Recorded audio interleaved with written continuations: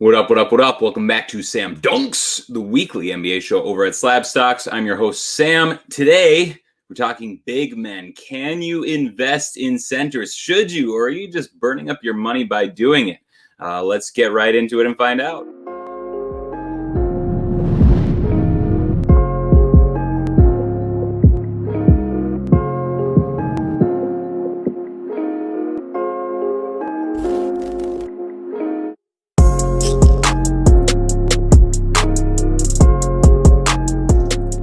So we're starting off by taking a look at one of the hottest players in the NBA. That's the Joker, Nikola Jokic of the Denver Nuggets. Not only has he been performing well on the court, he's also been a steady increase all season on the card market as well. If you're listening to the podcast, obviously you can't see the chart on the screen right now, but I'm tracking two cards. Those are Jokic's base and also red, white, and blue Prism PSA 10 rookie cards. Didn't want to only include Prism in this chart, but they were the only two cards that could create any kind of meaningful chart at all. So that's what I went with.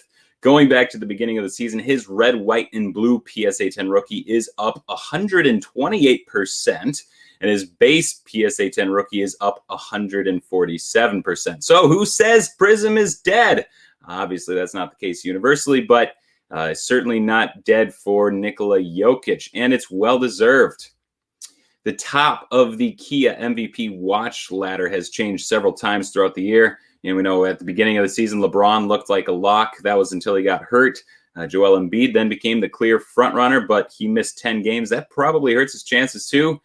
Here, the current standings from NBA.com, and obviously this is all opinion at the moment since the award is voted on by the writers, but the current favorite is our boy, Nikola Jokic, followed up by Damian Lillard, then James Harden, Giannis Antetokounmpo, Luka Doncic, LeBron James, Joel Embiid, Kawhi Leonard, Kyrie Irving, and then bringing up the pack at number 10 is Devin Booker. So our favorite Serbian big man is sitting at the top, and for good reason. On the season, he's averaging 26.3 points, 11 rebounds, 8.6 assists, 1.5 steals, and 0.6 blocks per game. Only 3 players have ever averaged even 25 points, 10 rebounds, and 8 assists. That's Oscar Robertson, Russell Westbrook, and then obviously Nikola Jokic. So pretty decent company for the 7-footer. And of course, he's just incredibly efficient while he's compiling those stats. Over a 60% effective field goal percentage, much better than league average. He's shooting just about 43% from 3 on 3.5 attempts per game from deep. And he is sporting a 120.8 offensive rating with a 112.4 defensive rating, which is good for a 8.4 net rating. That's all obviously very good. Compared to the rest of the league, Jokic ranks first in offensive win shares, first in win shares, first in box plus minus, and also in value over replacement player. He's so far ahead than most players in those categories too. If you just look at win shares, the gap between first place Jokic and second place Giannis Antetokounmpo is the same as the gap between second place Giannis and 37th place Robert Williams. Look at box plus minus. His gap over second place is the same as the gap from second to 12th. By VORP, value over replacement player, the gap is the same as second to 16th. So, yeah, pretty much crushing it out there, at least on the offensive end. And then by player efficiency rating, PER, he is in second place behind only Joel Embiid. Again, pretty good. So much deserved recognition for Nikola Jokic this year. And it's looking like the award will be Jokic's to lose. Since trading for Aaron Gordon, the Nuggets are 4-0. The lineup of Will Barton, Jamal Murray, Michael Porter Jr., Aaron Gordon, and Nikola Jokic has played 22.5 minutes together per night. It's their most used lineup, and that group has outscored opponents by just a hair under 34 points per game. So an absolute wrecking ball of a unit, and the feelings are clearly feeling pretty good in Denver. Now, that all brings us to the question of the day, which is, can you invest in centers? And obviously, Jokic is a clear yes. But who else could be? And what types of things should we be looking for? Now, in the past 10 years or so, 10 years or less maybe, centers have really been labeled in one of 3 categories. There's stretch fives, there's rim rolling bigs, and then there's the traditional back to the basket centers. For the most part, back to the basket bigs just don't really exist anymore. So we're really talking about the first 2 categories. There are the popular rim rollers in the league, and then there are popular stretch fives. And if I were to put out a poll, I'm not going to, but if I were, I believe that stretch fives would be considered the more attractive archetype for an investment, especially when you consider some of the names like Jokic, Porzingis, Karl Towns, Joel Embiid, all guys who are generally thought of as pretty stretchy bigs. Most people would say that the modern style centers are more attractive investments, and the association with that label is just simply three-point shooting. But that brings me to the question, who's really a stretch five? Credit for all of this thought exercise goes to Owen Phillips, by the way. He doesn't know who I am, but I do follow him. You can find him on Instagram and on Twitter at OwenLHJPhillips. Or you can just go to his blog, thef5.substack.com. You can subscribe there and get the weekly email as I do. Really good stuff to be found there. His article from 2 weeks ago really got me thinking about this question. By the way, the data that I used in this slide is from that article too. So here's the premise. If you were to come up with an answer to the question, what makes a stretch five? I'm sure that nearly the universal answer would be just something along the lines of a center who can shoot threes, right? Now, the follow-up question, what's the benefit of a center that can shoot threes? It's not just the novelty of a fourth or fifth player that can shoot it from deep. The incentive for teams searching for those guys is that a stretch five should open up the paint for other players. I want to consider the Bucks, for instance. If the Bucks had a Clint Capella type of player at the five, a traditional rim rolling center that really needs to be in the paint to be effective on offense, that would obviously have a very negative effect on Giannis Antetokounmpo since he needs that same area of the paint to operate. Capella taking up the paint, dragging his defender into Giannis's running lanes would obviously not be beneficial for the offense. So the Bucks bring in Brook Lopez, a big who can shoot threes, and ideally take the opposing big somewhat out of the lane. So a stretch five is called a stretch five, not because he stretches the floor, but because he stretches the defense. And we have to keep that idea in mind because I'm going to bring up a chart now so that we can see which bigs are actually stretching the defense. And again, if you're listening on podcast, I apologize, but I'll be describing the chart as best as I can. Or if that fails you, just be sure to rate the podcast 5 stars, then go over to YouTube, subscribe, and thumb up the video and watch it there, please, too. So I've pulled up a chart. You are looking at 5 columns to the right of each player's names. The first 2 columns are regarding uncontested three-point attempts. The third and fourth columns are regarding contested three-point attempts. This is the methodology that Owen Phillips used in his article. The tracking data all comes from stats.nba.com. The uncontested means that the closest defender was over 6 feet away, and then contested shots means the closest defender was within 6 feet. So, for instance, let's look at that Nikola Jokic row there. He's at the top of the list. He's attempted 66 three-pointers with a defender nowhere near him. He's hitting those threes at nearly 50%. It's a 48.5% clip when he's wide open from three, uncontested. On the flip side, defenders have contested 86 three-point attempts from Jokic. He's hitting those threes at almost a 38.5% rate. So pretty good regardless of where the nearest defender is.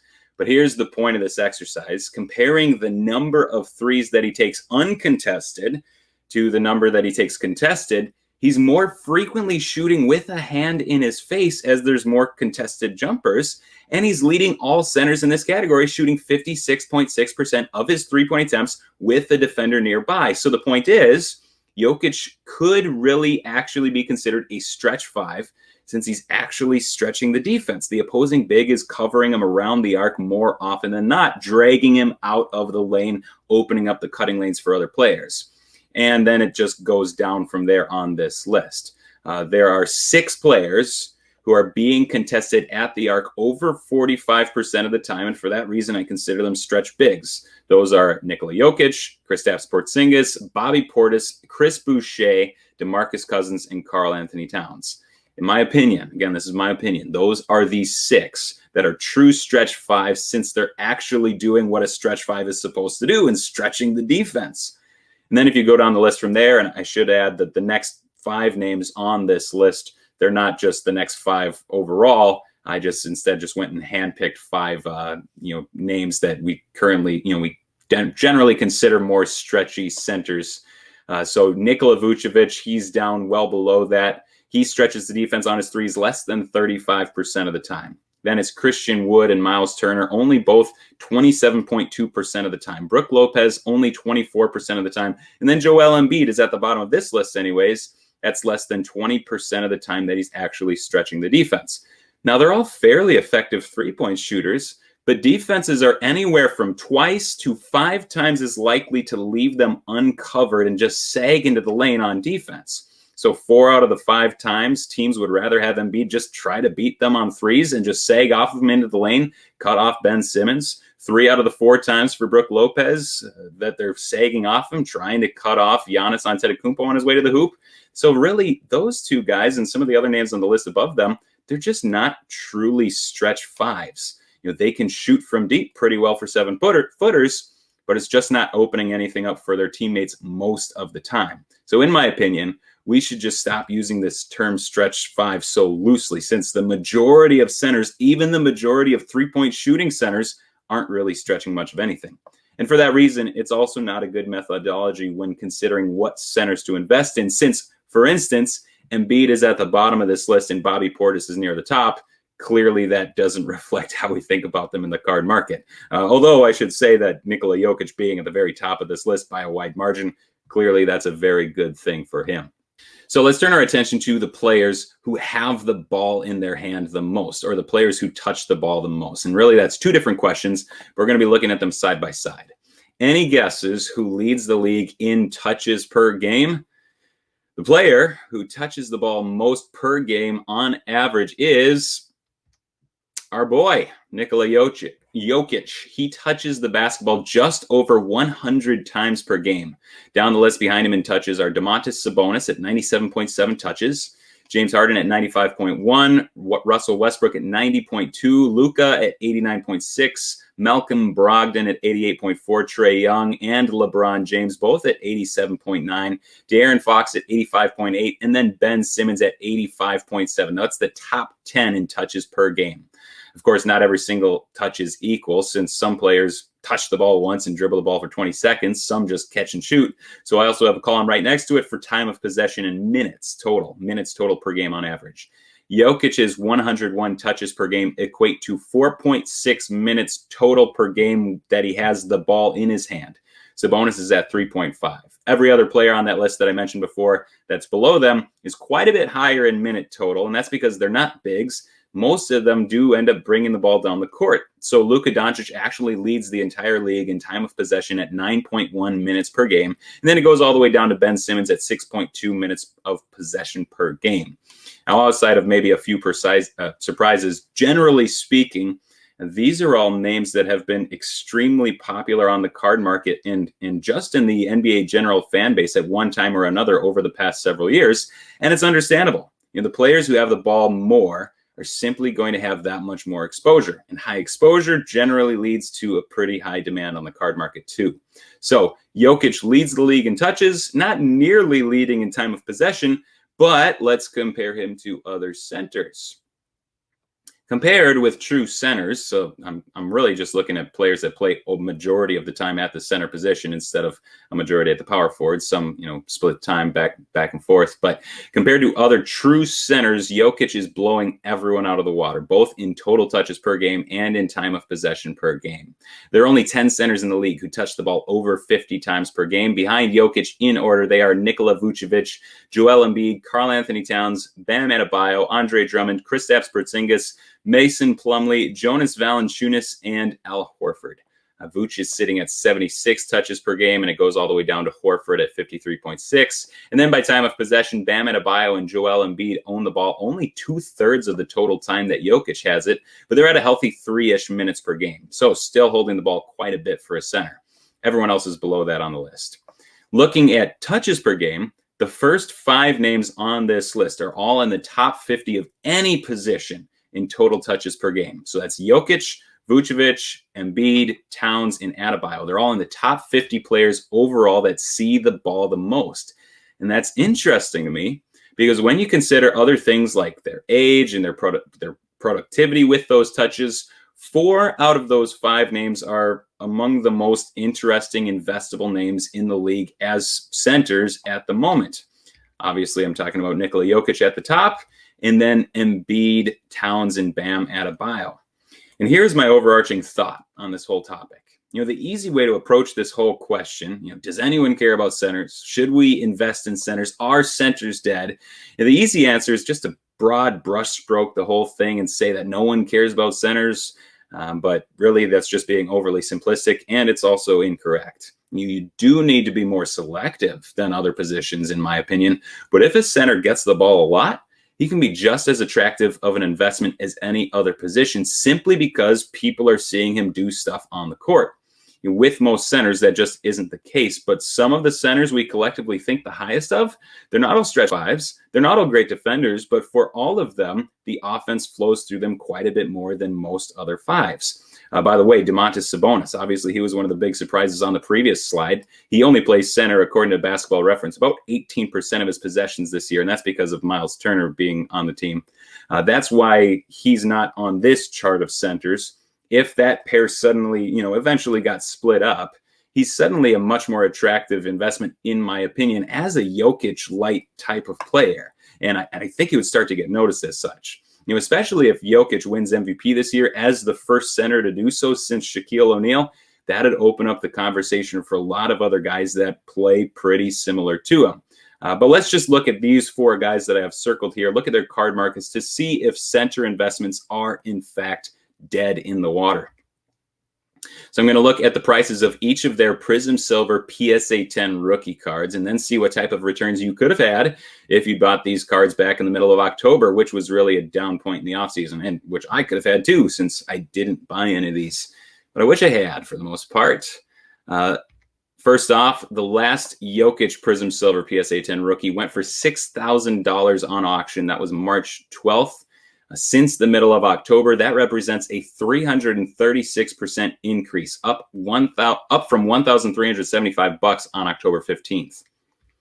Embiid's last Prism Silver PSA 10 rookie card auction was back on February 22nd. That ended at $4,050, which represents a 377% increase since the middle of October. So two huge returns on two centers, which is understandable for both of them since they've both been frontline MVP candidates at different points this season.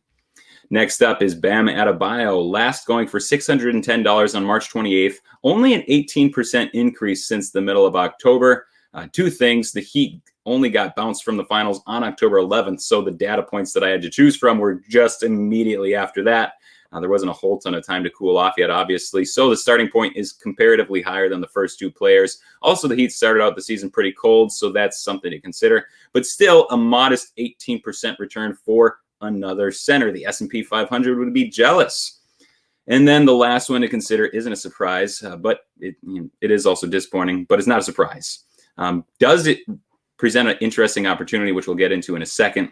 That's Karl Towns, his Prism Silver PSA 10. The last auction ended on March 31st at $1,125, and that is down 15% since the middle of October. As awesome of a player as he is, he's missed 20 games this year. His team does have the worst record in the entire league, so a decrease overall, not exactly a shock.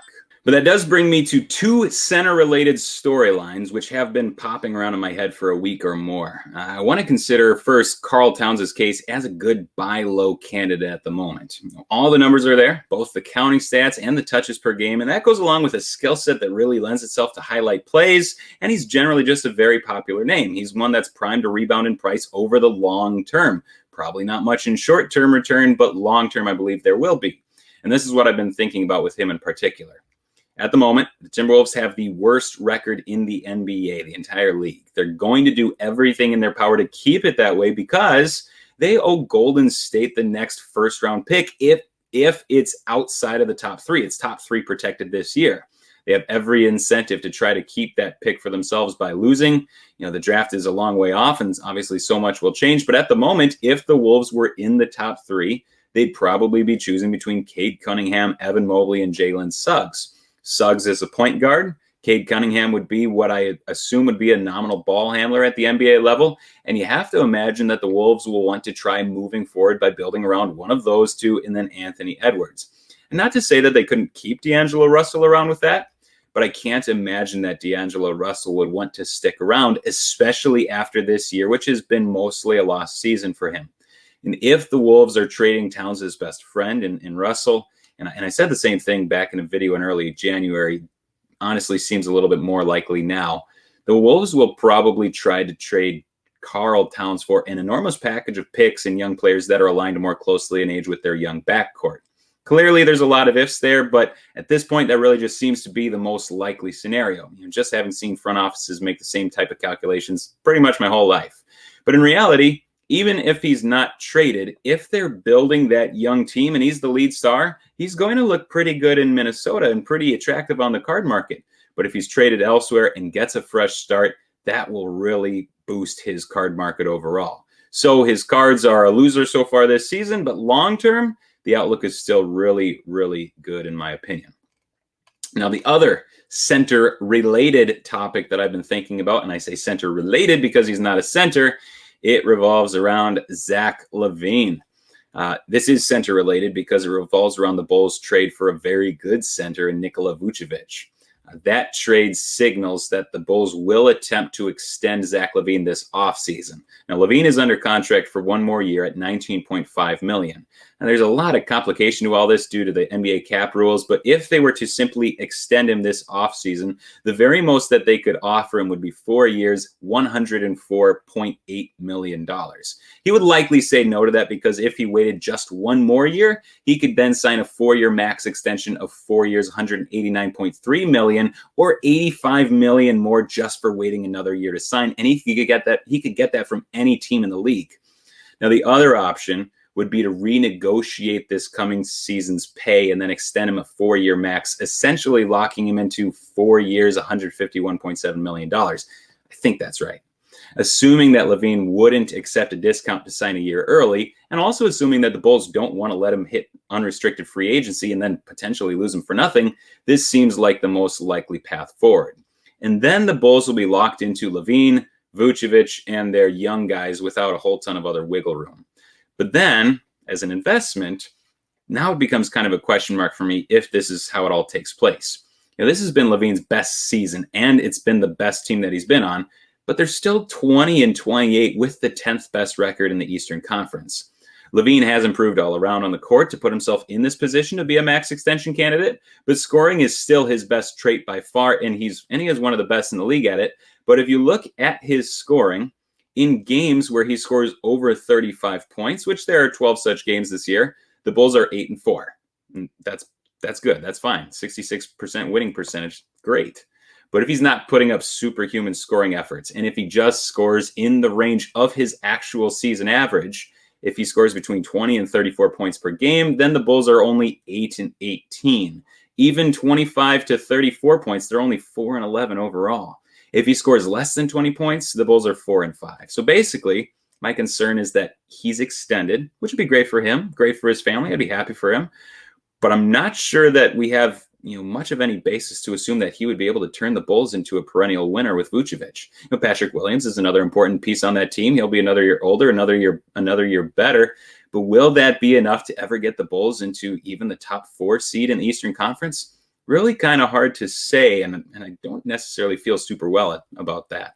Now, I am prognosticating again, but if the Bulls do extend LaVine this summer, I'm sure there would be some initial excitement that would probably make his card market spike, but I don't think of him as a super long-term investment. I'd be happy to sell if you were holding still then, and then just be happy with whatever profit you can get. Could be totally wrong about all that, but I just don't really think that I am, which is why I'm sharing it with you. So there you have it. Lots of stats today, lots of facts today, some guesswork, but it's all in good fun. But that is all I have for you today. I want to thank you for taking out the time from your day to watch this episode. I truly appreciate it. Don't take that for granted at all. And I'll see you again next week. Thanks again.